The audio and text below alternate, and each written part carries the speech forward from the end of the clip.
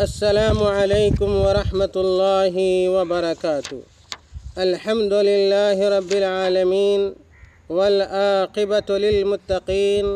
والصلاة والسلام علی اشرف الانبیاء والمرسلین نبینا محمد صلی اللہ علیہ وسلم وعلی آلہ واصحابہ اجمعین وبعد۔ محترم ناظرین، آپ کی خدمت میں ایک بار میں پھر حاضر ہوں۔ آپ سب جان رہے ہیں کہ آج شعبان کی 15ویں تاریخ ہے۔ شعبان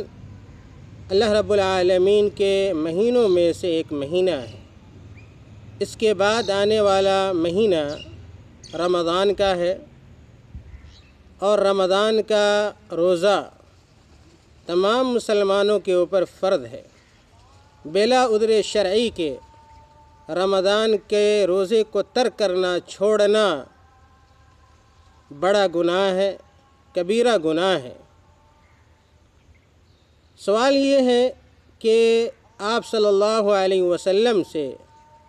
شعبان کے مہینے سے متعلق کیا ثابت ہے؟ آپ صلی اللہ علیہ وسلم کا کیا طرز عمل ہوا کرتا تھا شعبان کے مہینے میں؟ آپ صلی اللہ علیہ وسلم کی کیا تعلیمات ہیں اس مہینے کے حوالے سے؟ جب ہم قرآنی آیتوں کا جائزہ لیتے ہیں، آپ صلی اللہ علیہ وسلم کی حدیثوں کو کھنگالتے ہیں، آپ صلی اللہ علیہ وسلم کی سنت کے اوراق کو پلٹتے ہیں، تو ہمیں معلوم ہوتا ہے کہ آپ صلی اللہ علیہ وسلم شعبان کے مہینے میں بکثرت روزہ رکھا کرتے تھے، اور آپ صلی اللہ علیہ وسلم اس قدر روزہ رکھا کرتے کہ امہات المومنین کو،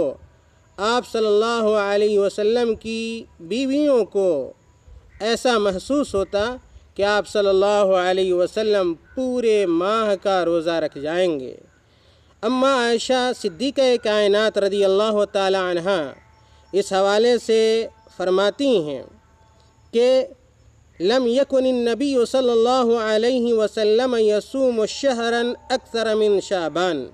کہ اللہ کے رسول صلی اللہ علیہ وسلم شعبان کے مہینے سے زیادہ کسی دوسرے مہینے میں نفلی روزہ نہیں رکھتے تھے۔ فإنہ کان یصوم شعبان کلہ، اللہ کے نبی صلی اللہ علیہ وسلم شعبان کے مہینے کا مکمل روزہ رکھا کرتے تھے۔ محترم حاضرین، اس حدیث سے جو کہ صحیح بخاری کی روایت ہے، امام بخاری رحمۃ اللہ علیہ نے اس حدیث کو اپنی صحیح کے کتاب الصوم کے اندر بیان کیا ہے۔ اس حدیث سے واضح طور پر معلوم ہوتا ہے کہ شعبان کے مہینے میں بلا دن اور تاریخ کی تخصیص اور تحدید کے ہمیں اور آپ کو کثرت سے روزہ رکھنے کی کوشش کرنی چاہیے، اور آپ صلی اللہ علیہ وسلم کی اس ماہ سے متعلق یہی سنت رہی ہے۔ اسی طرح صحیح بخاری ہی کی ایک دوسری روایت ہے، حضرت عائشہ رضی اللہ تعالی عنہا بیان کرتی ہیں کہ کان رسول اللہ صلی اللہ علیہ وسلم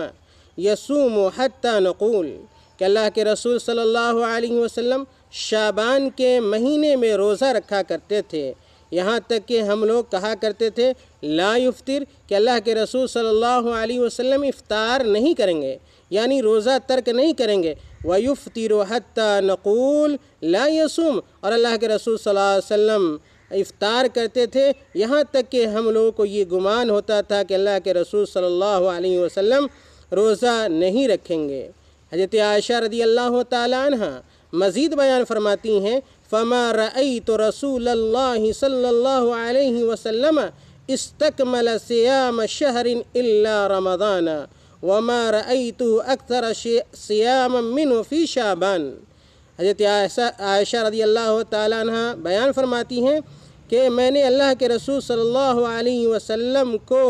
رمضان کے علاوہ کسی مہینے کا روزہ مکمل رکھتے ہوئے نہیں دیکھا، اور اسی طرح وما رأيت أكثر صياما منه في شعبان، اور اللہ کے رسول صلی اللہ علیہ وسلم کو شعبان سے زیادہ کسی دوسرے مہینے کا روزہ رکھتے نہیں دیکھا۔ اس روایت سے، اس حدیث سے بھی یہ معلوم ہوتا ہے کہ آپ صلی اللہ علیہ وسلم کی عادت مبارکہ شعبان کے مہینے میں زیادہ سے زیادہ روزہ رکھنے کی تھی یا ہوتی تھی۔ آپ صلی اللہ علیہ وسلم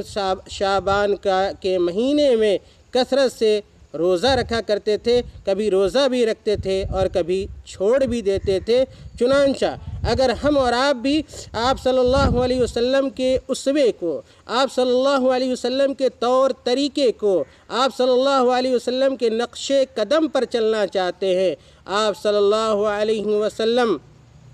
کے عمل کو اختیار کرنا چاہتے ہیں، تو ہمارے لیے بھی ضروری ہے کہ ہم آپ صلی اللہ علیہ وسلم کے قول پر، آپ صلی اللہ علیہ وسلم کے عمل پر مکمل طور پر قائم و دائم رہیں، اور کوئی ایسا کام دین کے نام پر، شریعت کے نام پر،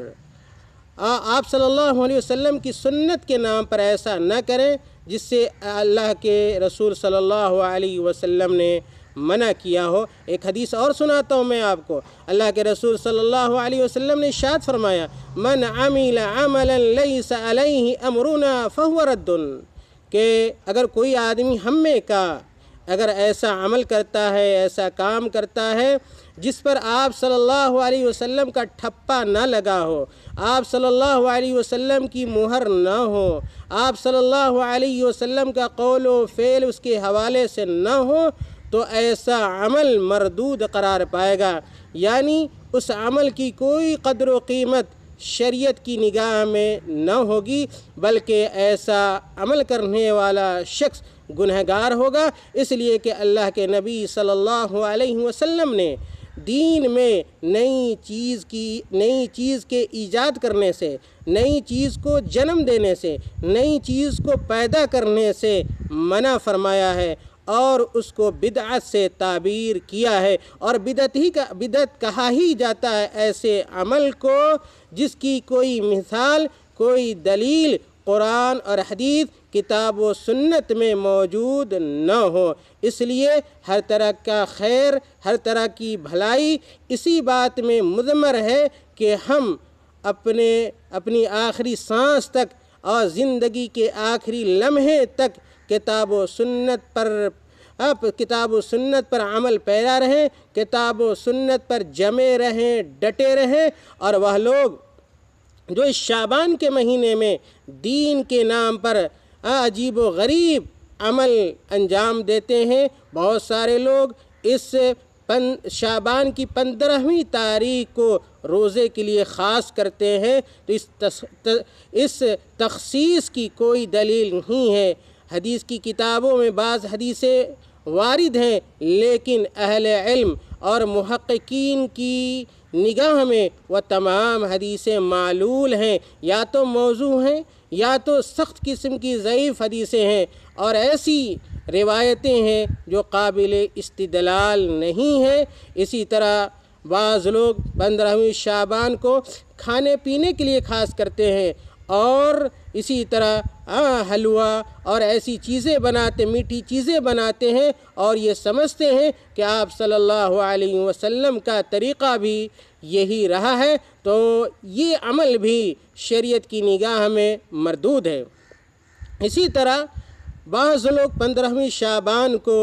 مردوں کی زیارت کرتے ہیں، قبرستان جاتے ہیں، تو قبرستان سال کے کسی دن میں بھی جایا جا سکتا ہے، کسی تاریخ میں بھی آپ قبرستان جا سکتے ہیں، بلکہ اللہ کے نبی صلی اللہ علیہ وسلم نے قبرستان جانے کی تاکید کی ہے، اور اللہ کے نبی صلی اللہ علیہ وسلم نے ابھارا ہے، اکسایا ہے، کہا کہ تم لوگ قبرستان کی زیارت کیا کرو، فَإِنَّهَا تُذَكِّرُكُمُ الْآخِرَةَ، قبرستان جاؤ گے تو تمہیں اپنی موت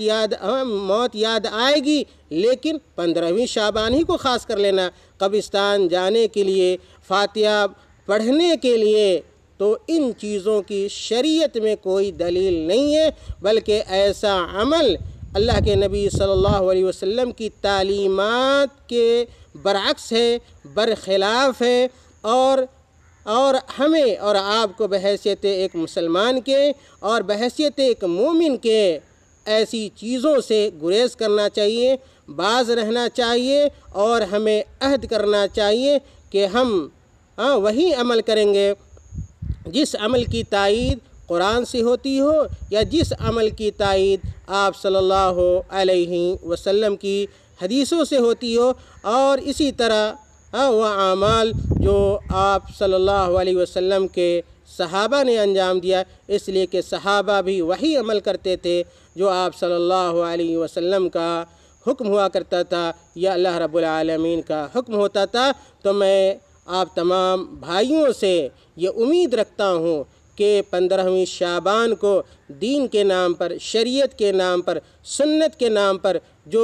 بدعات انجام دیے جاتے ہیں، آپ خود بچیں گے، اور اپنے بھائیوں کو جو نادانی کی وجہ سے، ناسمجھی کی وجہ سے اور دین کا علم نہ ہونے کی وجہ سے اس طرح کی بدعتوں میں ملوث ہو جاتے ہیں، گرفتار ہو جاتے ہیں، ان کو بھی آپ دین کی صحیح تعلیمات پہنچانے کی کوشش کریں گے۔ اللہ تعالی ہمیں، آپ کو اور دنیا کے تمام مومنوں کو، تمام مسلمانوں کو راہ راست پر، صراط مستقیم پر قائم و دائم رکھے، آمین۔ وآخر دعوانا ان الحمد للہ رب العالمین، والسلام علیکم ورحمۃ اللہ وبرکاتہ۔